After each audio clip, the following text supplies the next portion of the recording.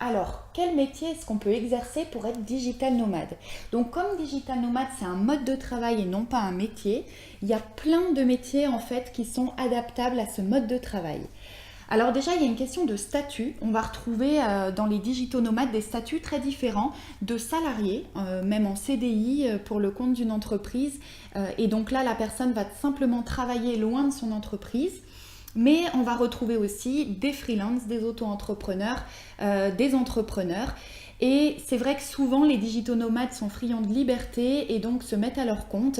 Et là, on va retrouver des personnes qui vont avoir des statuts plus ou moins précaires, des travailleurs indépendants qui vont vivre de quelques missions, mais aussi de vraies entreprises qui font travailler du monde. Alors pour être digital nomade, est-ce qu'il faut forcément vendre des produits ou des services qui sont virtuels vu qu'on travaille sur Internet? En fait, on s'aperçoit que non. Il existe déjà des commerçants ou des prestataires de services dans les digitaux nomades, les deux sont possibles, mais en plus, il est tout à fait possible de faire du e-commerce avec des produits physiques.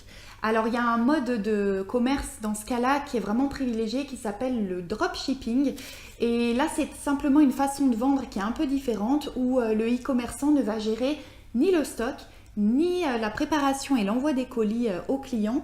Tout va se faire par l'intermédiaire du fournisseur qui gérera toute la logistique et finalement le digital nomade lui peut gérer de n'importe où sa boutique e-commerce, donc absolument parfait pour voyager.